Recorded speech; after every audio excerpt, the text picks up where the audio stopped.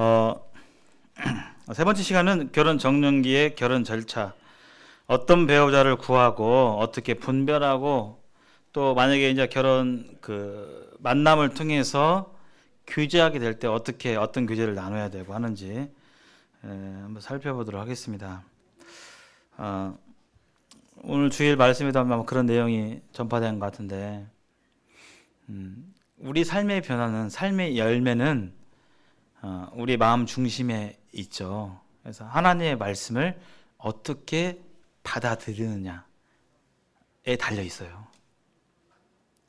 그냥 성경 지식으로가 아니라 하나님의 절대적인 말씀으로 받아들이게 될 때 그 말씀이 우리 안에서 싹이 터가지고 우리의 마음을 주장하고, 내 여러 가지 생각이 있어요. 지금 뭐 이렇게 하고 저렇게 하고 내 분별 근데 이런 거 다 무시하고 하나님의 말씀이 여기서 주장돼 가지고 하게 될 때 내 삶에서 그냥 열매로 나타나는 거죠. 하나님의 말씀이. 그래서 성화, 거룩하게 되는 거, 예수님 닮아가는 것은 매일매일의 삶 속에서 이렇게 되는 거예요. 그래서 여러분 큐티 하시죠? 큐티하게 될 때 그 하나님의 말씀이 온통 내 마음을 주장해서 그렇게 순종되어지고 살려고 노력하고 말씀대로 적용하려고 하고 하게 될 때 내 성품이 그렇게 바뀌어지고 저절로 열매가 이제 보여지는 거죠. 그 열매를 다른 사람이 볼 수도 있고 자기 자신이 볼 수도 있고, 성령이 역사하는 것을 내 안에서. 이게 이제 신앙 성장의 어떤 그림이고 청사진입니다.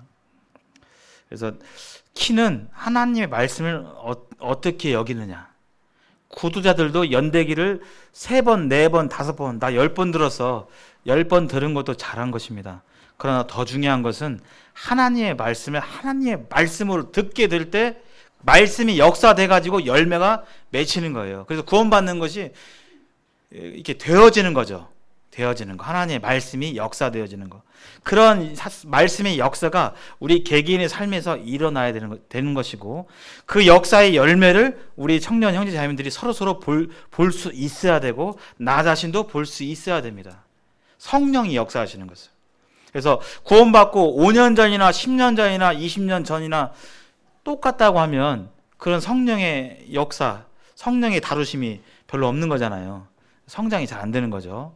비록 교회 생활을 10년, 20년, 또 말씀을 수요일날, 주일날 또 각종 말씀을 많이 들었긴 했지만, 듣는 건 잘하는 것이지만 작은 말씀이라도 하나님의 말씀으로 받는 그러한 자세가 우리 모두에게 필요합니다.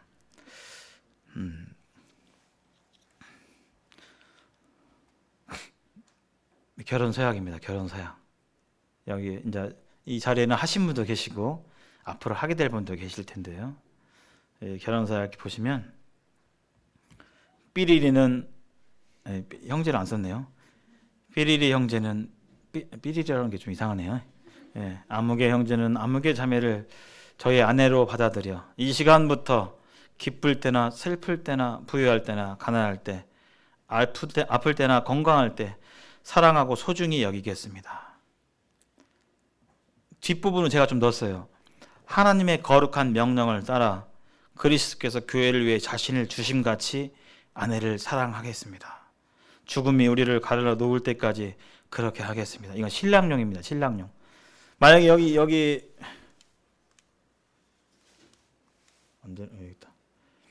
신부용으로 바꾼다면 어떻게 해야 할까요? 하나님의 거룩한 명령을 따라, 신부가 만약에 이 부분을 서약한다면, 그리스도가 아니라 교회가 그리스도에게 하듯 남편에게 복종하겠습니다. 이게 이 내용이 들어가면 되겠죠. 아마 이 서약을 하실 때가 있을 것입니다. 2021년 2월 21일 신랑 땡땡땡. 결혼하신 분들은 적어도 결혼 기념일에 한 번 정도, 결혼 기념일마다 한 번 정도는 이 결혼 자신의 한 서약에 대해서 다시 보시면 유익이 크겠습니다. 결혼 정년기를 좀 살펴보겠습니다. 결혼 정년기. 이 결혼 정년기는 언제냐? 지적으로, 경제적으로, 사회적으로, 영적으로 성숙하게 될 때 상당히 모호한 말이죠. 상당히 어느 정도가 성숙한 거냐. 뭐 딱 기준이 딱 제시할 수 있는 건 아니죠. 뭐 돈을 얼마쯤 벌어야 경제적으로 뭐 한국 이건 아니잖아요. 씀씀이에 따라 다르니까. 여튼 간에 남을 혼자서 독립하고 가정을 이루어서 남편과 아내, 남편은 남편으로서의 역할, 아내는 아내로서의 역할을 할 수 있을 그러한 성숙함이 이르렀을 때 우리는 결혼 정령기로 보겠죠. 나이와 상관이 없겠죠. 나이가 어리지만 이런 부분에 하나님의 인도하심이 있어서 갖춰질 수도 있죠. 어떤 분들은 저 같은 경우도 저는 경제적으로 30살 20대에는 꿈도 못 꿨습니다. 저는 29살 때까지 대학을 다녔으니까요. 그래서 어떤 분들은 경제적으로 좀 늦게 자립하고 독립할 수 있게 되는 상황이 되기도 하고, 이것은 상황이 다 다를 수 있죠. 적어도 가장 중요한 영적으로 이런 성숙함이 필요한 것이죠. 이 결혼의 연령은 행복도와 관련이 있다고 사회에서도 세상에서도 얘기합니다. 논문에 보면 남자는 20살, 지금 우리나라 결혼 허용 연령이 부모의 동의 아래 몇 살이죠? 남자는 18살, 여자는 16살로 알고 있어요. 맞나요? 한번 나중에 검색해 보시기 바랍니다. 만 18세, 만 16세. 부모의 동의 아래. 자기들끼리는 못하고요. 근데 여하튼 간에 남자는 20살, 여자는 18세 이전에 결혼하면 세상의 논문에 보니까 정서적, 신체적으로 미성숙한 상태라 어려움을 겪을 가능성이 높다. 이건 진리는 아니에요. 그냥 세상의 연구니까 뭐 이런 것도 있다 보시면 돼요. 그래서 키는 성숙하지 않게 결혼을 하게 될 때 많은 어려움이 있을 수 있다. 그것이 경제적이든 지적이든 영적이든 사회적으로 간에 많은 시행착오를 겪을 수 있고 어려움을 겪을 수 있다. 그래서 또 너무 어린 나이에 결정하면 마음이 변할 가능성이 있는 것이죠. 우리 마음을 우리가 장담할 수 없는 것입니다. 우리 마음은. 감정과 생각은 언제든지 바뀔 수 있는 부분이에요. 그래서 성숙하게 될 때 우리는 이 성숙을 위해서 계속 노력해야 되겠죠. 지적으로, 경제적으로, 사회적으로, 영적으로 성숙하기를. 이 성숙은 눈에 보이지 않죠. 어떤 과정을 통과했다고 해서 우리는 성숙했다고 말하지 않습니다. 양육부 3단계를 통과했다고 해서 이제 성숙했네, 성도님 성숙하셨네요, 이렇게 얘기하지는 않습니다. 이것은 우리가 한 놈으로 교회를 섬기는 바 개개인의 삶의 열매를 보면 알 수가 있죠. 저 형제님, 저 자매님은 참 성숙해. 다른 사람을 돌볼 수 있을 정도로 성숙해. 우리 알아요, 그것을. 말씀을 읽는지 안 읽는지. 말씀을 전혀 읽지 않는데 우리는 성숙하다고 말하기 어렵죠. 우리는 말씀을 읽고 말씀을 적용하고 말씀이 그의 삶을 주장을 할 때 그런 것들이 신앙의 기초인데 그런 것들이 우리의 성숙을 이제 불러일으키죠. 어떤 배우자를 구할 것인가?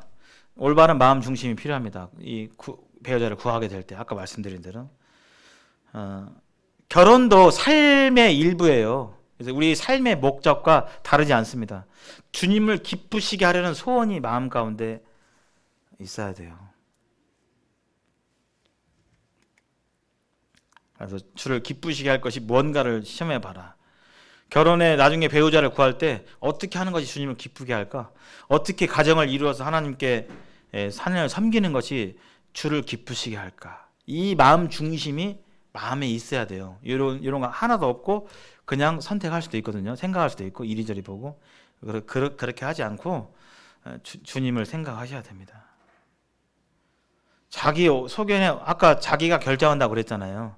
자기가 그러나 아까 말씀드린 대로 하나님을 의뢰하고 하나님의 영광을 추구하는 가운데서 이 결정을 내리셔야겠죠. 그냥 하나님 없이 사사기 백성들이 했던 것처럼 하나님 없이 그냥 내 생각대로 세상의 방법대로 내 마음 가는 대로 하는 것이 아니라 어떤 길은 사람이 보기에 바르나 필경은 사망의 길이라고 했잖아요.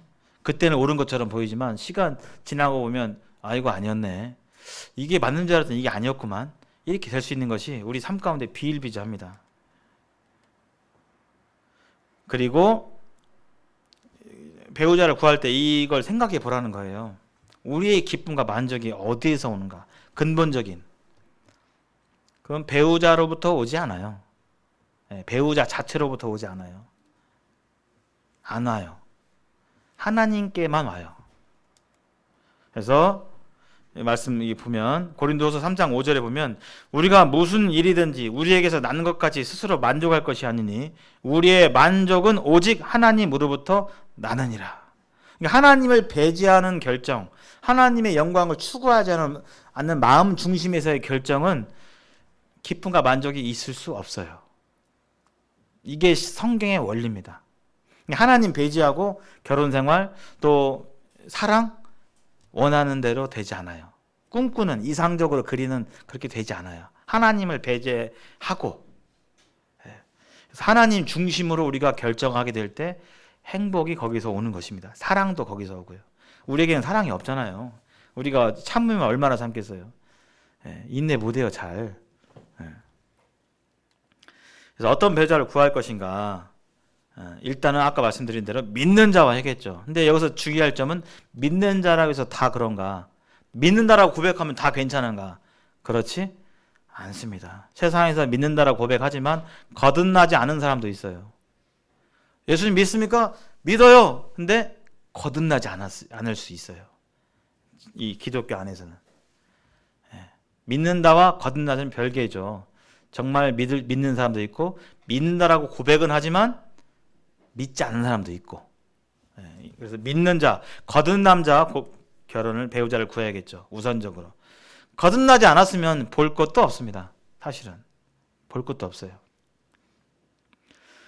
그리고 외모를 최우선적으로 고려하지 말 것을 말하고 있습니다. 인격을 봐야겠죠. 외모하고 60년 사는 거 아닙니다. 외모는 육신의 속성이에요. 사실은. 육신의 속성. 우리 육신적인 게 필요하잖아요. 밥도 먹어야 되고 차도 필요하고 그죠? 근데 그것이 핵심은 아니에요. 그것은 금방 지나가요. 그런 매력은. 그래서 성경에 아름다운 것도 헛되고 고운 것도 거짓되다 이렇게 얘기하는데 아름다움은 빨리 지나가요. 빨리 지나가요. 채워도 채울 수 없는 게 육신의 필요입니다. 육신의 필요.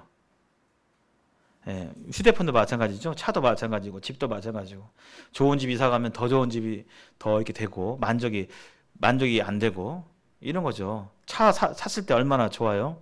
차 사면 막 이렇게 하다가 그 기쁨이 계속 유지되지는 않습니다. 1년 지나봐요. 그냥 차는 차지. 그런 거죠. 한 5년 지나가면 그냥 차고. 이게 육신의 속성이에요. 먹는 것도 마찬가지죠. 아무리 맛있는 걸 먹어도 제일 처음에는 야 이게 이 세상 음식 맞나? 먹다가 한 일주일 계속 먹으면 아유 맛없네. 이게 되는 거잖아요. 그게 육신의 속성이에요.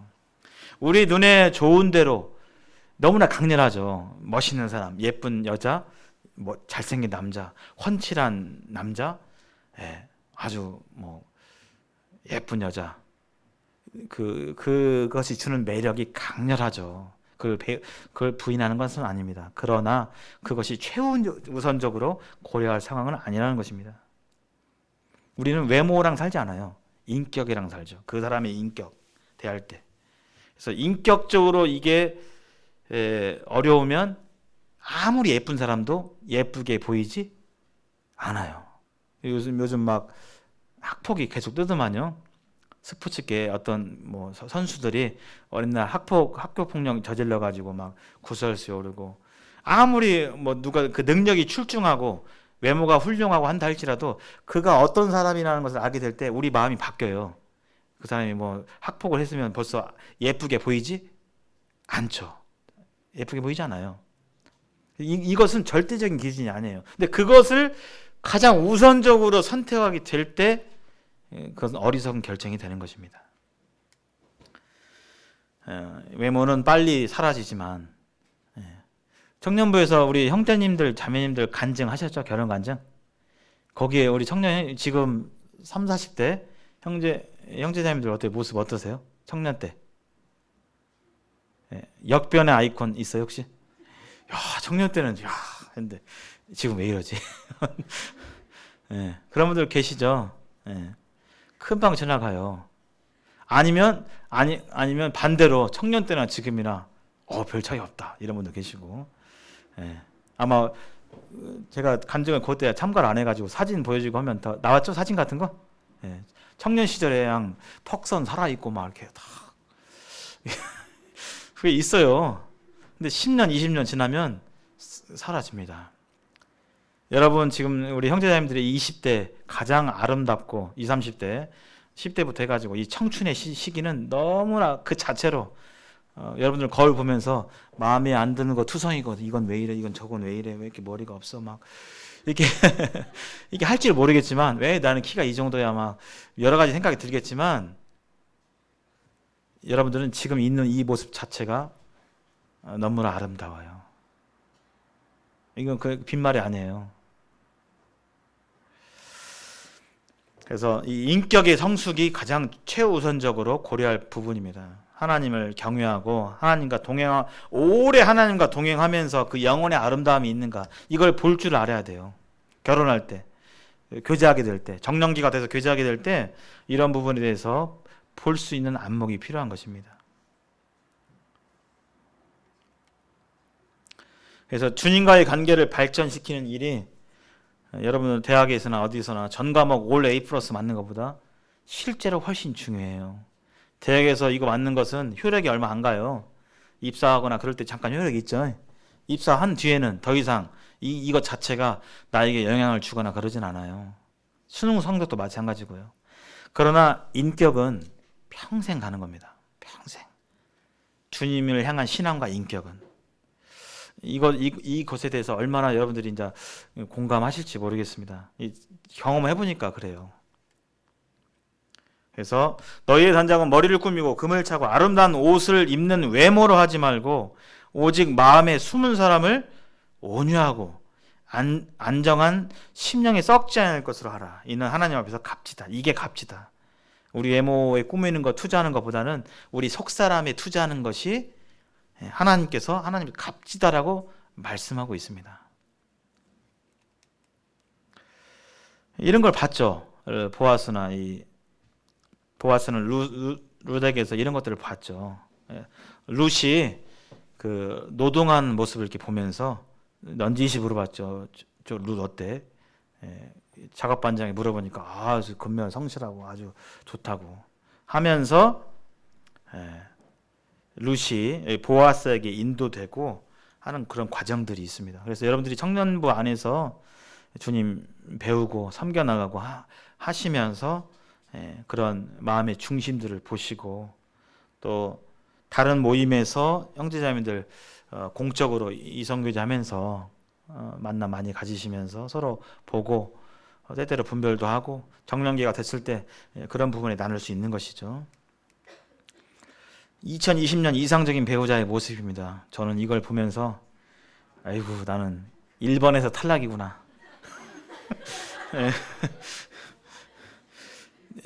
여러분들 제 키가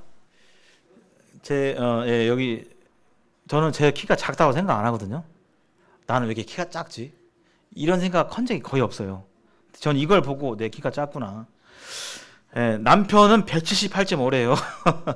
제가 쭉 이 듀오라는 결혼 정보 회사에서 해마다 내놓는데 제가 다 가만히 보니까 이상적인 남편의 키는 계속 올라가더라고요. 10년 전에는 막 176점 이렇게 됐는데 1년에 1cm, 0. 몇 cm씩 올라가다만 2020년도에는 178까지 됐어요. 아마 몇 년 뒤면 180 될 것 같습니다. 반대로 이상적인 아내는 키가 줄었어요. 몇 년 전에는 더 164, 5 이렇게 됐는데 줄더라고요. 이것은 이제 외모로만 보는 배우자의 모습이죠. 이 모습이 결혼의 행복을 담보해 주지 않습니다. 신장, 소득, 자산, 연령 차이, 학력은 대졸, 직업은 공무원, 우리 이상적인 아내로서 남자들 이상적인 아내로서 이제 중요한 사항으로 성격을 1순위, 그 다음에 가치관, 그 다음에 외모로 3위가 외모가 3인데 조금 제가 이해가 안 가더라고요. 이게 맞나? 예. 반대로 우리 여자들이 남자에 대해서 이상형은 성격이 좋아야 되고 가치관이 훌륭해야 되고 또 경제력이 뒷받침돼야 된다. 이것은 뭐 이렇게 공감이 되는데, 네, 이것은 외모적인 것만 보는 거죠. 이것이 전혀 필요 없다, 그건 아닙니다. 결혼 교제하고 하게 될 때 이런 것들을 고려하기도 하죠. 그러나 이게 필수적인 것은 아니에요. 왜? 이게 결혼에 하나님의 결혼을 통해서 그 뜻을 성취하는데 필수적인 게 아니에요. 우선적인 게 아니에요. 세상은 하나님을 모르고 하나님을 마음에 두기 싫어하기 때문에 이런 것만, 외모적인 것만 보는 것이죠. 결혼을 분별할 때, 그래서 첫 번째, 중매든 또는 마음 가운데 어떤 마음에 드는 자매나 형제가 있어서 정년기 때 이런 교제가 될 때 무엇을 바라봐야냐면, 두 사람이 서로 영적으로 잘 맞는가. 평생 동안 지속되는 관계를 맺으려면 두 사람이 동일한 삶의 목표와 동일한 비전과 하나님을 향한 그런 마음들이 일치되면 견고한 결혼의 기초가 된다. 물론 아닐 수도 있죠. 안 맞지만 서로 맞춰, 비전까지도 교제 가운데서 맞춰갈 수도 있죠. 그런 것까지 배제하는 건 아닙니다. 그러나 크게 봤을 때 맞아야 되는 것이죠. 두 사람의 영적 가치관은 일치하는가? 가정에 대한 소원과 목표는 비슷한가? 그냥 결혼해서 잘 사자, 이게 아니라 결혼을 통해서 하나님의 뜻을 성취하고자 싶은 어떤 그런 비전과 계획이 있는가? 교회를 어떻게 섬기고 싶은가? 가정 안에서 하나님을 어떻게 주대심을 나타낼 것인가? 가정 안에서 이런 구체적인 것들에 대해서 나누고 얘기를 해야 되겠습니다. 그러면 우리 자신이 그런 가정에 대한 지식과 정립이 되어 있어야 되겠죠. 그래서 이런 것들을 고려하는데 감정에 의해서 평생의 관리자를 결정하는 것은 이건 너무나 위험한 기초입니다. 주의하셔야 돼요. 로봇처럼 결정하라는 건 아니지만 감정을 최우선적으로 하게 될 때 어려움을 겪을 수 있습니다. 그래서 결혼은 평생을 위탁하는 것이기 때문에 영적으로 잘 맞는가에 대해서 살펴봐야 되겠죠. 예를 들어서 형제님은 주님을 위해서 목숨까지 버리실 각오가 있고 특별히 선교에 관심이 있고 선교에 부르심이 있다면 나는 언제든지 나갈 준비가 되어 있다 하는데 저는 선교 절대 못 하겠습니다. 저는 아프리카 못 가겠어요. 거기 막 테러 있고 막 게릴라들 있고 막 그건 무서워서 못 가겠어요. 예를 들어서 이제 그렇게 되면 좀 어려울 수 있죠. 저는 선교로 돕는 배필의 비전을 저는 어렵습니다. 그런 게 받지 않았습니다. 하면 교제 단계에서 이런 부분이 어려울 수 있죠. 함께 가기 어렵겠죠. 두 번째, 결혼을 분별하게 될 때 아까 중요하죠. 하나님과의 교제가 활발하면 분별도 쉬워져요. 하나님 음성 듣는 게. 근데 평상시 우리 생활 가운데서 하나님과의 관계가 멀잖아요. 결혼 분별할 때도 알쏭달쏭해요. 해야 되나 말해야 되나. 자매님 주님이 주신 자매가 맞나? 막 이런 막 헷갈리죠. 근데 하나님과의 교제가 활발해지면 분별도 쉬워져요. 그래서 하나님의 뜻을 아는 가장 좋은 방법은 성경을 아는 것이고 성경을 알면 알수록 우리가 더욱더 하나님의 뜻을 잘 분별할 수가 있어요. 분별. 우리가 흔히 결혼 분별한다고 하잖아요. 그것은 그냥 내 생각 분별하는 게 아니라 하나님께서 이 여자를, 이 남자를 나의 짝으로 인도하셨나 그 분별하는 거잖아요. 그러려면 하나님의 음성을 들어야 되는데 그 하나님의 말씀과 기도 가운데서 이런 지혜로운 결정을 내릴 수가 있는 것이죠. 그래서 말씀 보고 이것이 생활에 돼 있어야 되는 것입니다. 왜냐하면 주님의 말씀이 내 길을 인도하시기 때문이죠. 또 상담을 통해 도움 받을 수 있습니다. 이 결혼을 교제하게 될 때 주로 장로 형제님들이나 성숙한 그런 분들로부터 받을 수 있죠. 그래서 여러분들의 이 청년 시절에 어떠한 일이 생기던 성숙한 자에게 그런 것들을 비밀을 보장할 수 있는 그런 사람들에게 그것을 얘기하고 조언 듣고 하는 것들은 매우 귀중합니다. 매우 귀중해요. 단 비밀이 잘 지켜져야겠죠.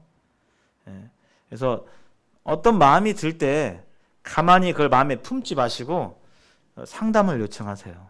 상담을. 교회 안에서 누군가 좋아하는 마음이 생긴다, 싹 텄다라든지, 또 결혼 정년기가 되어서 결혼할 마음이 생겼다라든지, 나 오늘 결혼 세미나 말씀 들었는데 나는 왜 독신의 은사를 주지 않으신 것 같은데 왜 결혼할 마음이 없지? 하여튼 이런 부분에 대해서 상담을 요청하시기 바랍니다. 상담을 통해서 누구랑 결혼해 이게 아니라 상담 듣고 본인이 결정하는 거예요. 본인이 분별하고 결정하는 것이죠. 그래서 이 얘기는 뭐냐면, 이 얘기는 타의에 의해서 결혼을 결정하면 안 된다는 거예요. 누구에게 잘 보이려고 나는 마음이 전혀 분별이 없는데 부모님이 원하시니까 나는 그냥 전혀 평안이 없고 그러는데 하거나, 이렇게 하면 저분이 좀 흡족해 하시겠지 하거나, 그런 식으로 결혼을 결정하면 안 된다는 것입니다. 하나님의 결혼에 대해서 그런 마음을 주시고 분별의 평안한 마음을 주시고 하게 될 때 결정해야 되는 거예요. 자신의 결정으로 이렇게 해야 되는 것입니다. 아까 말씀드린 배우자 인격을 주목하라고 했죠. 현숙한 여인은 값이 진주보다 더 귀하다. 또 하나 마지막으로 생각할 것은 결혼 교제하게 될 때 분별할 때 단점들이 있어요. 나는 우울증이 좀 있어요. 저 우울증 있는데 저 결혼 받아 주시겠어요? 저는 이런 성격이 있어요. 나는 왜 그런지 모르겠는데 그냥 못된 그 버릇이 있어요. 이런 걸 다 얘기했을 때 그런 거 교제해야 되겠죠. 서로 잘 보이려고 좋은 면만 보이는 게 아니라 솔직하게 교제를 나누셔야 돼요. 왜냐하면 결혼이 현실이니까, 실제 삶이니까.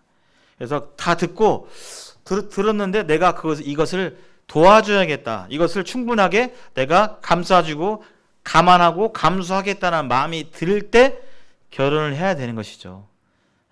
근데 이럴 줄 몰랐네. 우울증이 있었어요. 예를 들어서 나 몰랐네. 이거 안 되잖아요. 우울증으로 힘들고 고생하지만 내가 결혼을 이루어서 이런 부분을 좀 돕겠다. 이런 마음이 있어야 되겠죠. 결혼을 하게 될 때 비슷한 사람끼리 결혼하면 더 행복할까요? 아니면 반대 성향인 사람들이 만나면 더 행복할까요? 네? 어떻게 얘기하세요? 비슷한 사람끼리 결혼하면 아주 행복할 것 같다. 한번 손 들어보십시오. 비슷한 사람끼리. 손 들어보세요. 괜찮아요. 네. 아니다.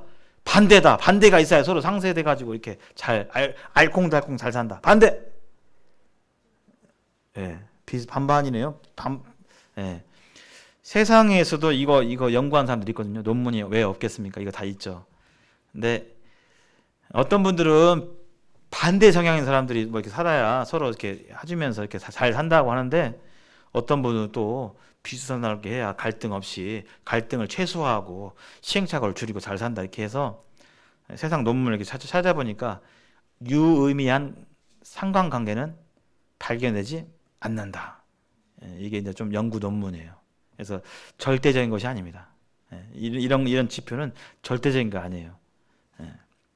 그래서 더 중요한 것은 바로 앞에서 설명한 그런 부분들입니다. 사랑이 아닌 것들이 있어요. 심취 또는 도취되게 하는데요. 별빛이 들린다 아시죠? 한눈에 평 가는, 있을 수 있어요. 그런 적 있으세요 혹시? 마음속으로 괜히 있다가 오면 이게 쳐다보니까 안 되고, 있을 수 있어요. 그런 마음들이, 그런 상황들이 있을 수 있습니다. 우리 삶 가운데. 마치 이 휴대폰으로 틀지 않았는데 갑자기 별빛이 내린다 하면서 이렇게 할 수 있어요. 근데 그런 것들은 신기루죠, 신기루. 진실한 사랑이 아닐 수 있어요. 심취는 순간적으로 빠져들죠. 그러나 진실한 사랑은 점차 자라나는 것입니다. 그래서 육체적인 그런 그 어떤 분위기와 무드에 이끌려서 그런 생각이 들 수 있어요. 절대적인 게 아니에요. 이런 것들도 시간 지나면 사라집니다. 그래서 엄청 빠졌다가 시간 지나고 보면 내가 왜 이런 사람한테 왜 좋아했지? 왜 이걸 왜 이렇게 좋아한 거지? 그런 걸 느낄 수가 있어요. 그런 식으로 배우자를 선택하면 안 된다는 거예요. 그것을 사랑으로 착각하면 안 된다는 거예요. 그래서 진실한 사랑은 시간이 갈수록 더 강화되지만 반대로 잠깐 홀린 것은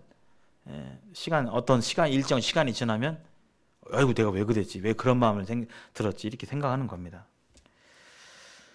그래서 이 사랑은 마치 마약을 맞은 것처럼, 마약을 맞은 적이 없어서 총 맞은 것처럼, 마음의 병처럼 나는 어쩔 수 없이 이 사람을 끌리지 않을 수가 없었다. 이렇게 생각하는데 그것은 성경이 말하는 그 진실한 사랑의 모습은 아닙니다. 하나님이 예수님이 말하시는 것은 책임지는 사랑, 이기적인 사랑이 아니라 육체적 감흥에 의해서만 이루어지는 느끼는 필링이 아니라 책임지고 의지적으로 선택하는 그러한 사랑이 하나님께서 말씀하신 사랑이죠. 참사랑은 우리가 말씀하신 대로 여기 고린도전서 13장을 한번 묵상해 보시기 바랍니다. 이 시간에는 뭐 읽진 않겠지만 이게 사랑이에요.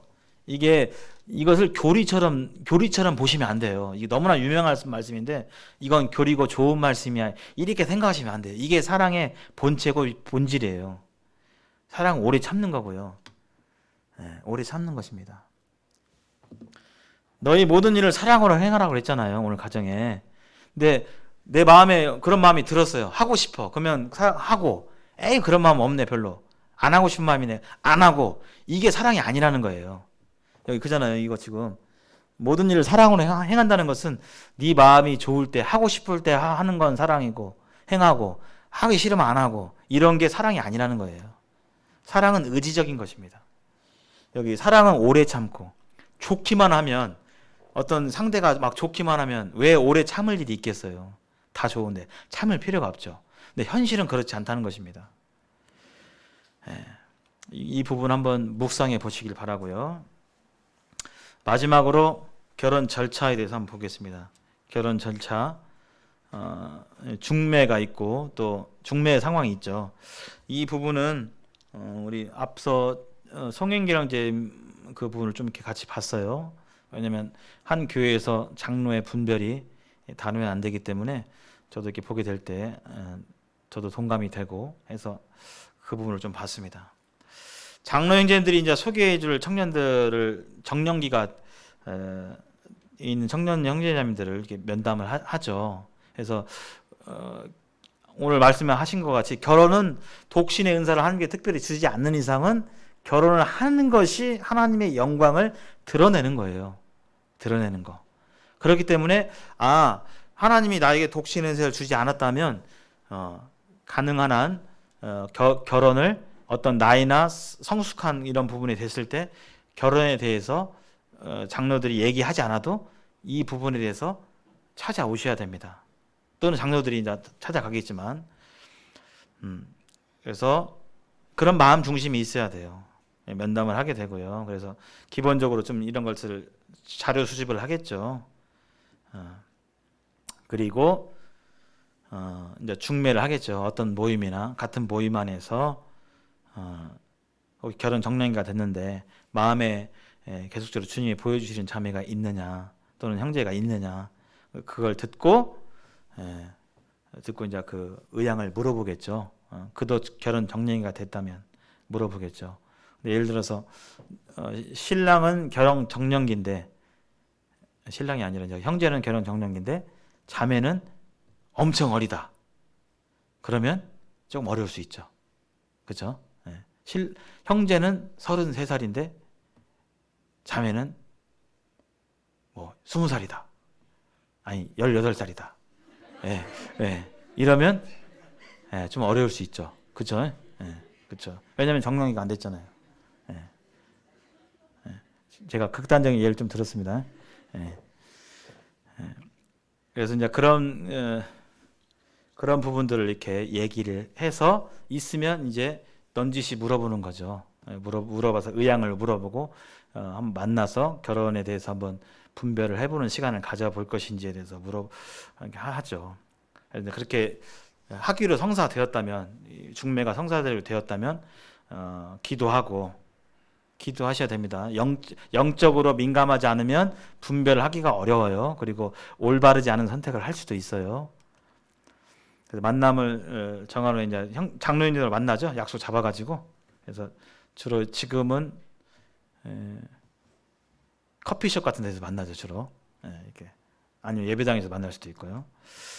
함께 만나고 이제 장로들은 주선자들은 잠깐 있다가 이제 잠시 자리를 비우고 교제를 나누죠. 주의사항 알려주고.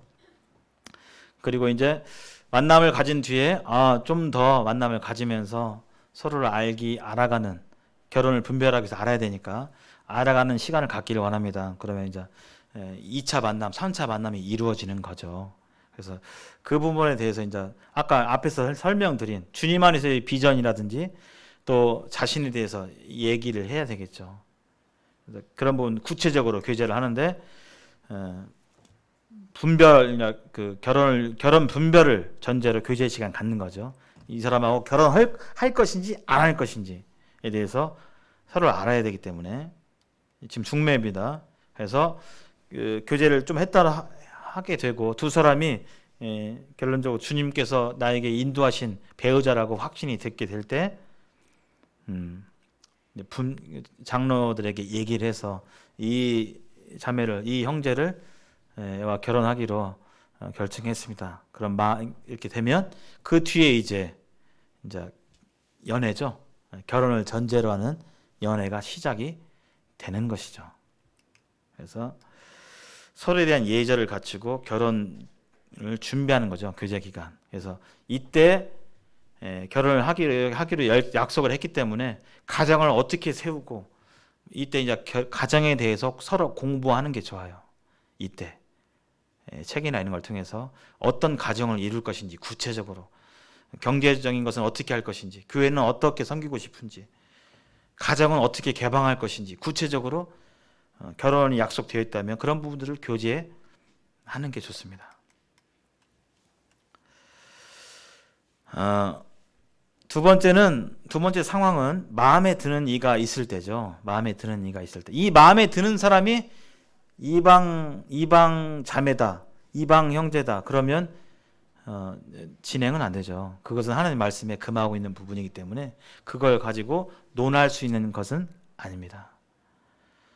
근데 마음에 드는 이가 있을 수 있죠. 마음에 드는 이가 있을 수 있습니다. 그래서 먼저는 내가 결혼 정년기인지 살펴봐야겠죠. 우리는 사춘기 이후에 이성을 그리워하는 마음이 있잖아요. 이런 마음이 있는데 누군가 좋아하는 그런 감정이나 이런 상황은 결혼 정년기보다 한참 전에 생길 수 있습니다. 있어요. 그러할 때 어떻게 해야 되는지 결혼 정년기하고 많이 동떨어져 있다고 하면 그냥 그런 마음을 갖고만 있고 키우지 말고 그냥 이성 일대 다대 다로서 그렇게 마음을 갖고 있으면 돼요. 그 마음을 키우거나 좋은 자매다, 좋은 형제다 이렇게 생각해야 되지 그것을 개인적으로 1대1로 계속 가지면 안 되겠죠. 예를 들어서 중학생 때, 고등학생 때부터 그렇게 하면 안 되겠죠. 주님의 어떤 인도하심이 있으면 어떤 경우에 그때 가졌던 마음을 계속적으로 갖게 해주시고 10년이 지나고 15년이 지나고 20년이 지나고서도 그런 마음을 변치 않게 해주셔서 결혼으로 인도될 수도 있습니다. 그런 경우를 배제하진 않아요. 그러나 그것은 일반적인 상황은 아닙니다. 그래서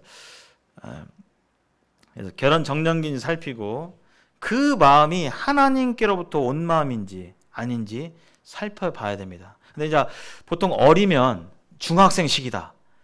중학생 시기에 누군가를 어떤 좋아하고 연애하는 그런 마음이 생겼을 때 사실 아직은 미성숙하기 때문에 그것이 하나님께로부터 오는 경우는 많지는 않습니다. 거의 없죠, 사실은. 그냥 육체적인 끌림이나 어떤 이성적인 매력, 인해서 호감을 갖게 되고 사귀고 싶다. 막 좀 같이 뭐 이런 마음이지. 하나님의 뜻 가운데서 뭐 가정을 이루어서 하나님께 어떻게 어떤 식으로 영광을 돌리고 싶다.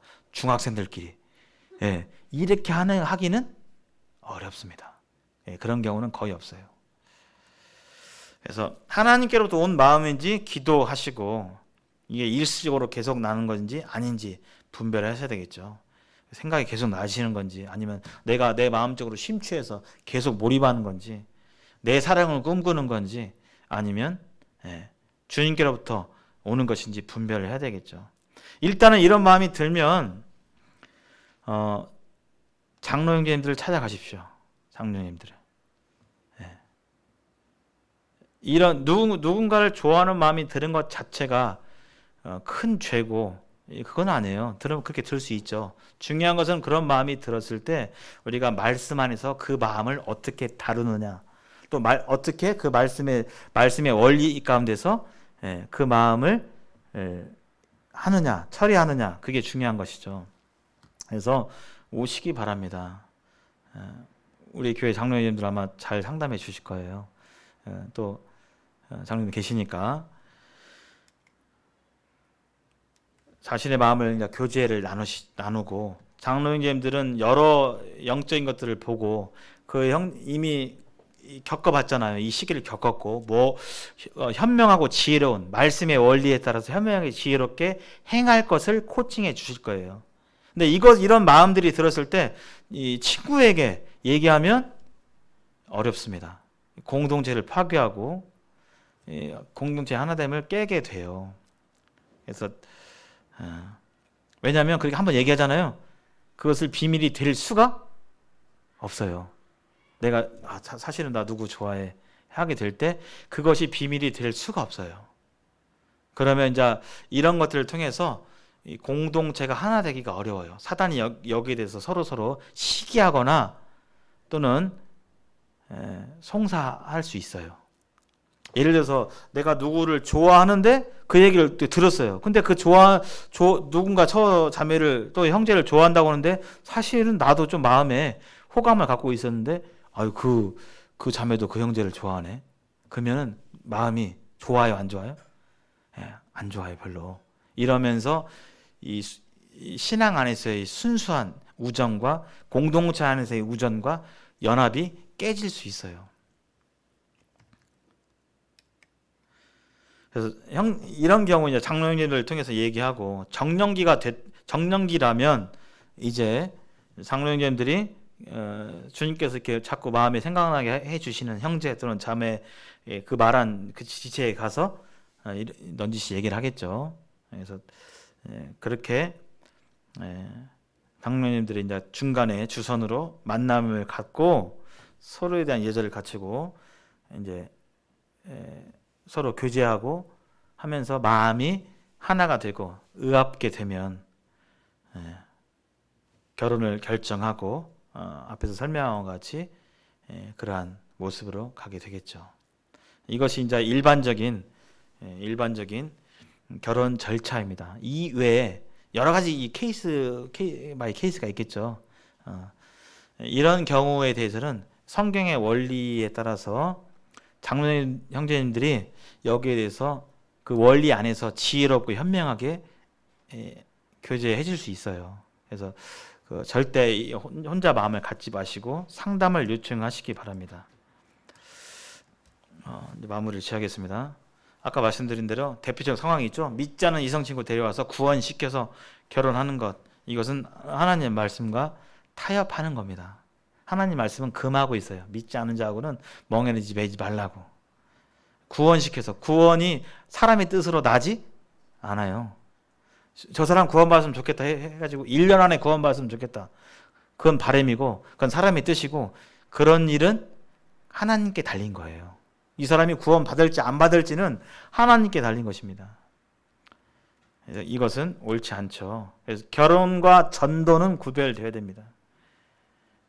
이 마음의 동기가 그렇잖아. 이 사람은 결혼하고 싶은 것이지 이 사람을 구원시키는 게 1순위가 아니잖아요. 그래서 마치 죽은 사람을 산 사람이 불쌍히 여길 수는 있어요. 아이고 죽었는데 생명을 가져야 되는데. 근데 죽은 사람하고 사랑을 나눌 수는 없습니다. 그래서 잘못된 동기와 말씀을 어기는 거죠, 이것은. 그래서 이런 경우는 영접이 불가합니다. 이 결혼에 대한 이 구체적인 이 실행에 대해서는 모임의 자세, 이 지역교회마다 약간의 차이가 있고, 또 같은 지역교회라 할지라도 동일한 그 적용이 이루어지기는 좀 어려울 수 있어요. 예를 들어서 우리 기린노교회 결혼에 대한 이 절차나 이 부분에 대해서 지금에 이루어지고 있는 결혼 절차하고 40년 전에 동일한 기린노교회에서 안내되어지고 적용된 그 일이 같을까요? 다를까요? 똑같을까요? 완전히 같을까요? 다를까요? 조금 다름이 있습니다. 다름이 있어요. 이런 부분들은 차이가 있을 수 있어요. 그 지역교회 분별의 세부적인 것들은 말씀의 원리를 지역교회 분별에 따르는 게 아니라 여러 결혼의 케이스가 너무나 이렇게 다양하기 때문에 이 결혼의 케이스는 지역교회 장로 형제님들의 그래서 복수 장로가 있는 거잖아요. 한 사람이 뭐 이렇게 일방적으로 주장하는 것이 아니라 말씀의 원리에 따라서 이것을 이렇게 적용해도 되는지 서로 상의하고 하는 거기 때문에. 네, 우리 기린노교회에서는 이런 이성 친구 데려와서 구원시켜서 결혼하는 것에 대해서는 영접이 불가하죠. 말씀을 어기는 것이기 되기 때문에. 그래서 나머지 청년들이 이거 보고 있죠. 아, 저렇게 하면 되는갑다 하면서 이 하나님의 말씀은 자꾸 타협하고 세상과 짝하는 방법으로 가게 되죠. 결혼의 진리만 그럴까요? 그렇지 않습니다. 교회를 둘러싼 하나님의 말씀의 영역이 하나 무너지면 또 인접 영역이 무너지고 그러면서 교회가 타락하고 타협으로 흐르고 타락으로 되는 것이죠.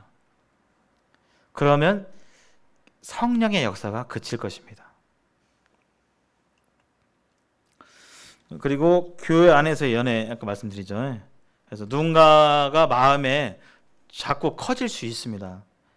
그럴 때 좋아하는 감정을 키워가지고 서로 고백하고 서로 세상처럼 사귀고 하면서 하게 될 때 결론적으로 교회의 하나됨이 깨지게 되죠. 이런 부분들. 삼각관계 일어나죠. 대부분 마음에 두고 있는 형제 또는 마음에 두고 있는 자매가 나만 그러냐 그렇지 않아요. 그렇지 않습니다. 삼각관계 발달되고 이런 일이 생기면 사실 실족하게 됩니다. 그가 아무리 청년 시절에 믿음이 좋고 수많은 믿음의 경력들이 있고 뭣도 했어 무슨 경험도 막 근데 이 10년 동안 15년 동안 쌓아온 그런 그 믿음의 경륜들이 한순간에 다 무너질 수 있어요. 이러한 일들로 인해서 실족하고 교회 안 나오고 신앙을 떠나는 일들이 있을 수 있어요.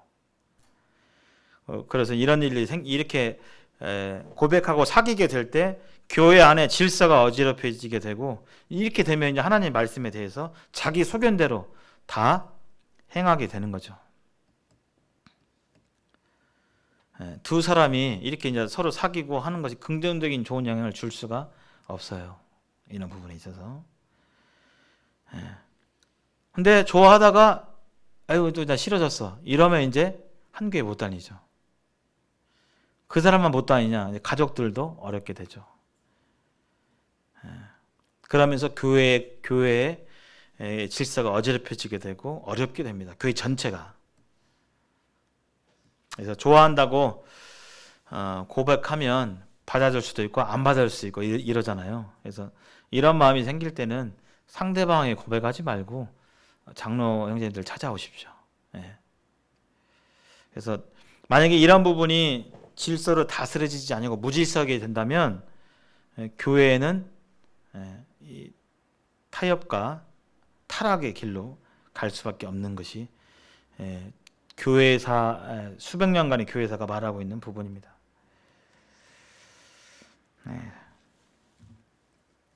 결론입니다. 오늘 마지막 마무리하겠습니다. 그래서 우리가 만들어야 될 이성교제와 결혼 문화 이것이 이렇게 하는 것이 이 말씀의 원리에서 하는 것이 우리가 주님 나라 갈 때까지 하나님 뜻을 결혼을 통해 성취하는 것이고 안전하고 행복하게 갈 수 있는 길입니다. 누군가에게 관심 있다고 말하고 고백하지 않고 또 개인적인 1대1의 만남은 지양하시기 바랍니다. 하지 않게 되길 바랍니다. 우리의 감정은 그게 될 수 있어요. 1대1로 만나게 될 때 평상시에 전혀 좀 호감도 아니고 전혀 관심도 없었는데 1대1로 뭔가를 하게 될 때 그런 감정들이 그가 누구든지 싹 틀 수 있습니다. 그 누구든지 평소에 호감이 있는 그 지체하고 1대1로 좀 뭐 했을 때 그럴 때만 어떤 그런 감정이 생기는 게 아니라 평상시에 좀 호감이 없는 그런 지체하고 인데도 불구하고 1대1로 가게 되면 이런 어떤 감정이 싹 틀 수 있죠. 그래서 그런 것들을 피하는 것이죠. 공동체 안에서 지금과 같이 다양한 활동을 같이 하시기 바랍니다. 그리고 아까 말씀드린 대로 이 독신의 시기에 정말 행복한 결혼을 꿈꾸세요. 그리고 그 행복한 결혼을 통해서 결혼의 열함을 통해서 하나님께 어떻게만 영광을 돌리지 하는 것에 대해서 지식으로 정립하고 미리 알아두고 공부하고 구상하시고 청사진을 그리시기 바랍니다. 근데 저 때는 그런 게 별로 없었어요. 그냥 결혼하면 됐다, 이제 결혼했으니까. 근데 이제 그 다음에는 매뉴얼이 없는 거예요. 그냥 살아가는 거예요. 네, 그러지 마시고요. 결혼에 대해서 결혼한 뒤에 결혼은 출발입니다. 결혼해도 끝나는 게 아니에요. 출발이기 때문에 중요해요, 정말. 그리고 결혼과 가정을 이루고 가정을 세우는 것을 사모하시기 바랍니다. 한마디로 결혼을 원했으면 좋겠어요. 왜요? 하나님의 영광을 위해서. 빨리 결혼했으면 좋겠다. 나 결혼해서 그 배우자와 함께 한 몸으로 가정을 이루고 그 가정의 연합을 통해서 하나님께 영광 돌리고 싶다. 이런 하나님께서 기뻐하시는 소원이 마음 가운데 막 일었으면 좋겠어요. 정말.